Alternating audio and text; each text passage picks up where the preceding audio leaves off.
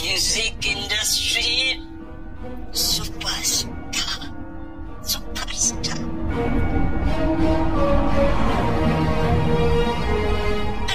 আমি অন্ধকারের মধ্যে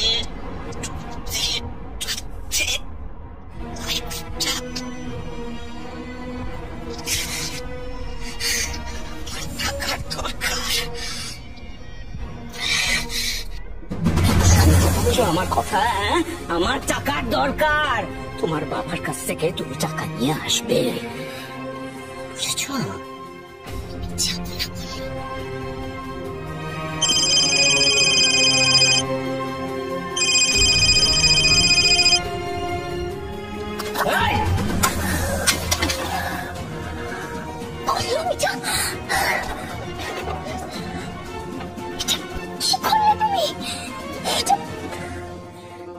বেশ করেছি। এবার বড় লোক বাবার কাছে গিয়ে বল তোকে একটা দামি স্মার্টফোন কিন যা, আর আমার জন্য 10 লাখ টাকা ক্যাশ। যে বাড়ি থেকে মাথা উঁচু করে আমি বেরিয়ে এসেছি, সেই বাড়িতে মাথা নিচু করে আমি কিছুতেই ঢুকবো না। এটাই আমার শেষ কথা।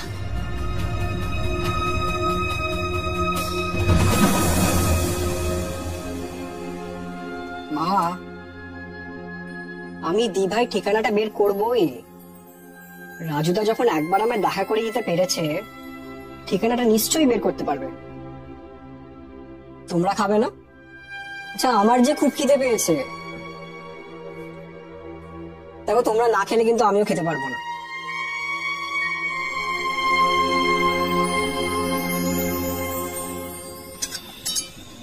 বুঝেছি। কি কি বুঝেছো দাদু ভাই? এই যে দিদি ভাইয়ের দুঃখে তোমাদের দুজনেরই খাওয়ার ইচ্ছে নেই।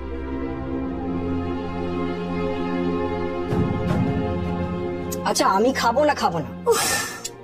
নক্ষত্র খা, জ্বালাস না, খা তো।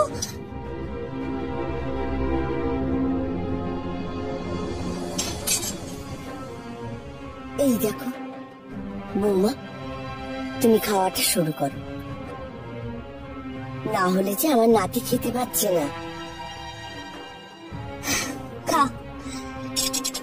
খাচ্ছি মা, আপনিও খান।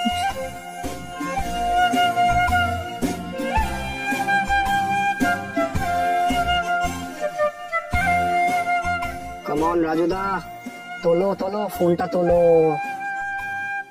বস, দিভাই ঠিকানাটা পেলে? না, এখনো হাতে পাইনি। তবে তুমি চিন্তা করো না, আমি ঠিক পেয়ে যাব। এবার কিন্তু খুব টেনশন হচ্ছে রাজুদা। কেন, কি হয়েছে? মা, ভালো মা খুব চিন্তায়। কাল সারা দিন দিভাইকে ট্রাই করেছে, ফোন সুইচ অফ বলছে। এবার কিন্তু ঠিকানাটা বের করতেই হবে রাজুদা। আমি দেখছি, তুমি কিচ্ছু চিন্তা করো না। Good night. ঠিক আছে, গুড নাইট।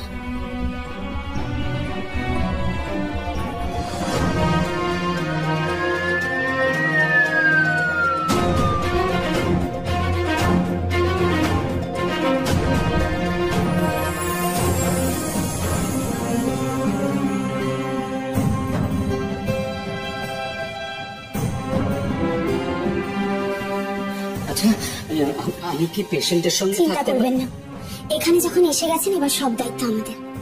আমি দেখছি।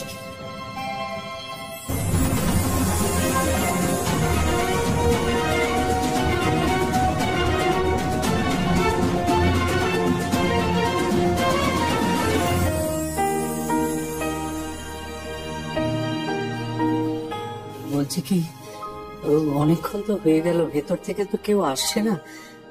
আমি একটা কাজ করি বুঝলি, আমি নিজেই একবার ভেতরে গিয়ে দেখে আসি। হ্যাঁ বাবা, না, তুমি ভেতরে যেও না বাবা। কেন রে? যাই না, মনটা খুব অস্থির করছে। যাই একবার আমি ভেতরে গিয়ে তুমি আমার কথাটা একটু শোনো, সময় হলে ডাক্তাররা নিজেরাই বেরিয়ে আসবেন, তুমি প্লিজ ভেতরে যেও না বাবা। ও আসলে কি জানিস তো, মানে হসপিটালে যখন আসছিলাম তুই খেয়াল করেছিস তোর মার না জ্ঞান ছিল না, একটা টু শব্দ করেনি, অজ্ঞান হয়ে ওইভাবে চুপ হয়ে শুয়েছিল। তো আমার আমার আমার আমার না খুব মনটা কুড়াচ্ছে, আমার আমার আমার না খারাপ লাগছে, আমার যদি কিছু হয়ে যায়। বাবা তুমি তুমি একটু শান্ত হও।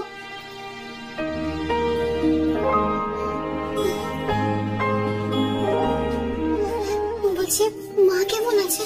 তোমার মা এখন ভালো আছেন? সত্যি? 100%।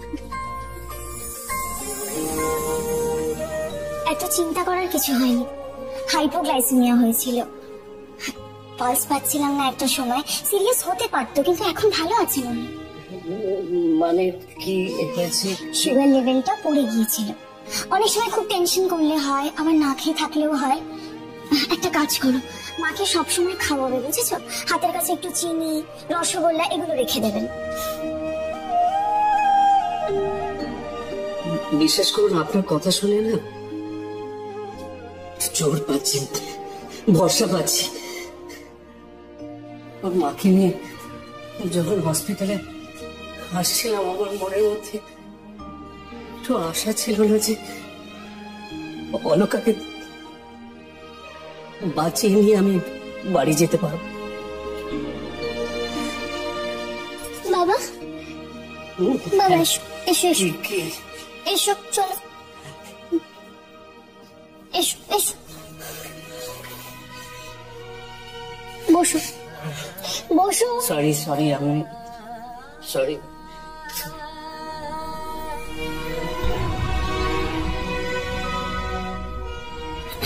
আজকের রাতটা একটু অবজারভেশনে রাখতে হবে, আশা করছি কাল সকালে বাড়ি নিয়ে যেতে পারবে। দি ভাই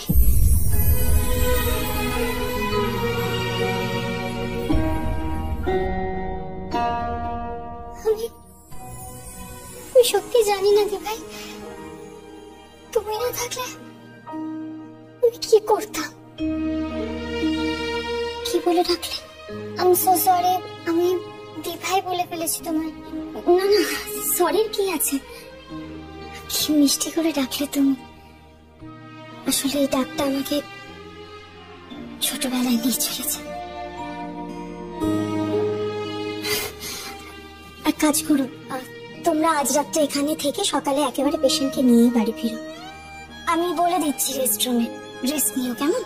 না না, আমি এখানেই থাকতে পারবো দি ভাই। তুমি হয়তো পারবে, কিন্তু বাবা তো ক্লান্ত।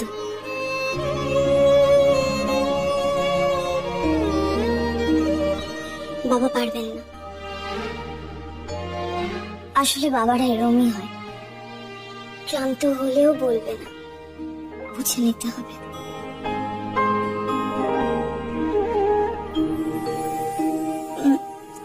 আমি আসছি, দরকার পড়লে আমি সবসময় তোমার কাছেই যাবো দি ভাই,